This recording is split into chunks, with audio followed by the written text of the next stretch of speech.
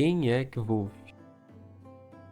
Para você que não sabe, eu vou dar um rápido contexto. Ele é o protagonista de uma saga de livros de fantasia e aventura chamada A Crônica do Matador do Rei, e ele supostamente matou um rei. Supostamente, porque nos livros principais que tem até o momento, a versão dele do futuro é quem conta a história dele mesmo no passado, até chegar na parte que mostra como ele matou o rei, ou se ele matou o rei de fato, que ainda não aconteceu. Agora, antes de te explicar porque eu acho esse personagem um dos mais fodas e interessantes do gênero de aventura com poderzinho, eu já deixo o alerta de spoiler e sinceramente nem precisava, porque estamos falando aqui de livros que lançaram 14 anos atrás. Se tu não leu, irmão, aí já não é problema meu. E eu vou falar as coisas totalmente de memória, porque infelizmente o primeiro livro foi subtraído de mim por meios duvidosos e eu não tenho tempo para reler o segundo pela terceira vez, por motivos de CLT. Vamos começar já deixando claro que o Kvolf, como todo bom protagonista, ele tem que ter algum trauma bizonho que marca o começo da jornada dele. E esse trauma é simplesmente a família dele todinha foi de TV Globinho. Pois é, mas vamos do começo. O Kvolf é um garoto branco, ruivo, magrelo, que nasceu numa família de artistas, mais precisamente numa trupe renomada de artistas itinerantes, que prestava serviço para pessoas ricas e fazia apresentações por aí. Então ele cresceu aprendendo a cantar, dançar, tocar instrumentos musicais muito bem e todo tipo de coisa que a trupe dele fazia. E acima de tudo, esse moleque aprendeu a arte de se portar em cima de um palco com maestria. Guarda essa informação. Ele era uma criança curiosa, adorável e ousada, que queria sempre aprender coisas novas devido à ótima criação que os pais dele deram. Tanto que certo dia ele até começou a aprender magia com o arcanista que viajou com a trupe por um tempo. Ele estava até indo bem, mas como que Wolf era precoce demais, ele tentou controlar todo o ar que tinha ao redor dele num raio de sei lá quantos quilômetros e quase foi esmagado pela pressão. Porque a magia desse mundo funciona tipo uma troca por conexão. Para tu manipular aquele tanto de vento, no outro lado da conexão tinha que ter alguma coisa compatível, senão a conexão dá erro e pode acontecer uma tragédia. Tipo numa cena que ele tá numa competição de manter a vela acesa usando o calor do corpo, como o outro lado da conexão, e ele quase fica com hipotermia, porque não sei se você sabe, mas o calor do seu corpo é finito. Aí o arcanista deixou uma carta de recomendação para ele entrar na única universidade de magia do mundo, para não ter que correr o risco de mandar o menino de base tentando ensinar sozinho. Ele passou a bucha para outro, tá ligado? Porque ele viu que se continuasse ensinando que Wolf ia dar muito trabalho, que o menino era tentado.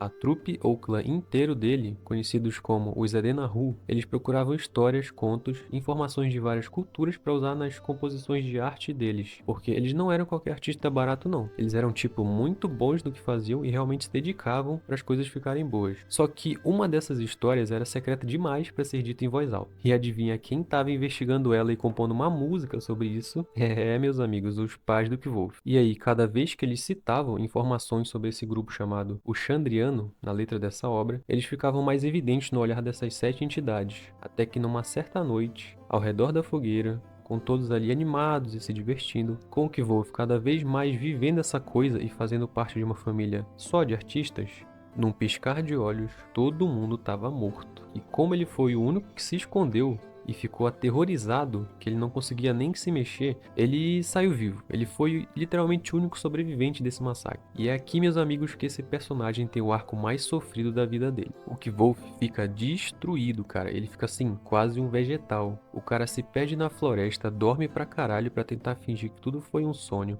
Chora, revive o trauma várias vezes na mente dele e sobrevive só caçando coelho e comendo planta. Aí de algum jeito ele se arrasta pra uma cidadezinha e vira mais um sem-teto que se alimenta do jeito que consegue, tá ligado? Seja furtando, roubando, vivendo em quina de telhado pra se proteger da chuva, arrumando treta com os outros ladrãozinhos da cidade. Mano, esse moleque só não foi de base porque o autor gosta muito dele, porque sinceramente tem cenas ali que eu me perguntei se eu mesmo ia aguentar ficar vivo depois daquilo. Aí depois de anos se fudendo, ele consegue finalmente ir pra famosa Universidade de Magia e ele vai assim, mano, num foco sinistro. Ele quer se vingar muito daquele grupo, ele quer fuzilar os caras com uma AK-47, tá ligado? Então ele quase começou a vender curso de tão motivado que ele tava.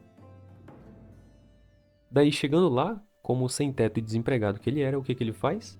Ele procura logo uma taverna, faz um acordo com o dono dessa taverna para ele tocar todas as noites e ele, em troca disso, ele tem um quarto para dormir e chorar sem que ninguém perturbe o cara, né? Porque, sinceramente, daí em diante ele começa a estudar magia e correr atrás de fazer muito dinheiro, mas tipo assim, muito dinheiro mesmo, que só pra ter noção de como a universidade era cara, esse ruivinho safado vai atrás de um prestamista, que traduzindo é o famoso agiota. Ele também rouba livro da universidade pra vender, e não só isso, como ele vai fazer uns bicos assim numa cidade muito fim de mundo, tendo que matar uns bichão grandão que bota medo na população lá, tudo pra, mano, ter mais dinheiro e continuar estudando pra ficar forte e matar o Chandriano na paulada, tá ligado? Porque o cara, ele quer muito essa vingança. Mas vocês acham que o Kvolf era só um artista nerdola vingativo? Aí que você se engana, meu amigo, porque esse cara logo chega na escola, ele já faz amizade com os mano lá, e todo fim de semana eles atravessam a ponte pra cidade do lado só pra beber, jogar truco e dar cantada em mulher medieval bonita. Agora, lembra que eu falei em ele ser bom em se portar no palco? Pois é, pra vocês terem uma ideia disso, o Kvolf e os amigos vão sempre no mesmo lugar, o Eolian, que é tipo um teatro que também é um boteco e também é uma baladinha de gente rica e influente. Nesse lugar tem tipo um prêmio pra quem for o melhor músico e obviamente o Kvolf ganha esse prêmio, né? Mas a parte cabulosa nem é essa. Esse moleque simplesmente dá uma trollada na plateia e faz uma piada que só os artistas entendem, pra todo mundo rir da cara dos ricos metido a besta. Todo músico que se dedica sabe quando uma música é difícil ou fácil de se tocar, né? Então o Kvolf sobe no palco e toca duas músicas. A primeira ele se esforça, sua, quase desmaia pra conseguir tocar, e a segunda ele toca quase dormindo, com descaso, como se fosse fácil. Aí tu me pergunta o que que isso quer dizer e eu te respondo. A música que ele suou pra tocar foi tipo galinha pintadinha, irmão, e a que ele fez parecer fácil foi aquele solo de guitarra que o cara tem que cheirar cocaína pra fazer sem errar. Sabe a dificuldade mais alta do Guitar Hero? Pois é, esse safado tirou pontuação máxima fingindo ser fácil, fingindo ser a coisa mais idiota de fazer no mundo. E ele foi lá e fez a galinha pintadinha parecer tipo assim, impossível, tá ligado?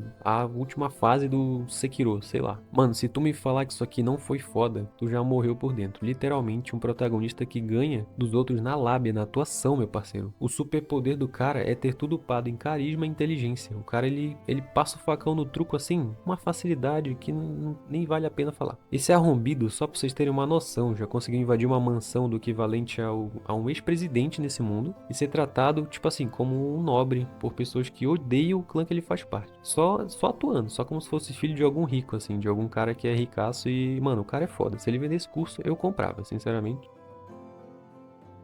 Então, para sumarizar todas as qualidades do nosso querido Kvolf e te fazer entender o quão foda é esse personagem e porque eu gosto muito dele, eu vou te contar aqui mais umas coisinhas, mais uns segredinhos, como por exemplo, o fato dele ser um bardo. Sim, se tu não percebeu, até agora, na obra toda ele é a figura do bardo. Ele toca um instrumento chamado alaúde e toca assim num nível mais do que profissional, já que tem cenas dele que ele simplesmente, tipo assim, processa os sentimentos, as emoções nesse alaúde. O cara, ele nem toca mais notas, ele toca emoções. Então, tipo assim, mano, o cara é um deus do alaúde. Ele também, depois de um tempo na universidade, aprende a dividir o foco da mente dele em várias vezes. Isso é roubado demais, porque, tipo assim, é como se ele tivesse TDAH, só que sem as partes ruins. Ele consegue fazer, tipo, duas magias ao mesmo tempo e bem feitas, diferente da vida real, que uma delas ia ficar uma merda, né? Ele também passa a controlar o vento em momentos específicos durante a obra. Tipo, o que ele queria fazer no começo lá, quando ele era criança e quase foi de base, agora ele meio que consegue fazer quando ele precisa muito, tá ligado? Tipo assim, não é sempre, mas também quando ele precisa, ele consegue. Não sendo bastante, esse ruivo carismático aprende a pegar a mulher depois dos 15 anos. Sim, ele perde a virgindade com uma literal deusa do sexo. Eu não tô nem brincando, o autor, ele gosta muito desse moleque, cara. Aí ele também aprende a lutar na mão e com espadas, ele aprende uma língua nova, ou seja, agora ele dá cantada até em outro idioma, ele aprende a construir umas paradas mágicas lá, pra tu ver que além de tudo o cara ainda vira um mecânico da magia, e como todo bom protagonista, ele tem um crush numa mina impossível dele conseguir pegar. Sério, dá dó desse moleque tentando, ele faz de tudo, ele é cordial, ele é amigo, ele dá conselho, ele trata a mina igual uma deusa, mas aí ela tipo, só vê ele como amigo. Ai, enfim. Agora, o que esperar do famoso último livro da obra, você me pergunta, né? E a verdade é que eu não quero um final batido, tipo, ele fazendo alguma coisa foda e matando o rei com o poder do protagonista e é isso aí. Não, eu quero que seja um final que condiz com o personagem, que faz sentido com a vingança dele. Tipo, pra ele matar o rei tem que ser aliado do Chandriano, ou tem que estar possuído pelo Chandriano, tá ligado? Alguma coisa assim. E ele tem que fazer isso usando a inteligência dele, porque eu não quero um poder tirado do cu, eu quero que ele use literalmente a arte, porque na obra toda, eu acho que as situações, elas enfatizam como que a grande magia que o Kvolf tem é a arte, cara, é a música, é a atuação dele, é a lábia, é tudo que ele aprendeu com a família dele, e não, tipo, os poderes mágicos e tal, porque, pô, se tu lê o livro ou relê, como é o meu caso, vai perceber que é muito mais original se ele resolver os problemas todos da história. O clímax do roteiro todo usando o verdadeiro poder dele, que seria literalmente a arte. E é uma coisa que ele já mostrou que ele consegue, sabe? Ele invadiu a mansão lá atuando. Ele fez uma piada e ganhou o bagulho lá de música também atuando, mas também tocando música. Ou seja, mano, o cara, ele é um artista assim, implacável, tá ligado? E vai ser muito foda e original se ele fizer isso no final da obra também. Mas me diz aí, você concorda comigo que o Que Wolf é um dos, se não o protagonista mais interessante desse gênero de fantasia e aventura? Me fala nos comentários que eu vou ler todos, mas tem que ser educado e respeitoso, né? Porque senão não compensa. Valeu pela atenção e até mais.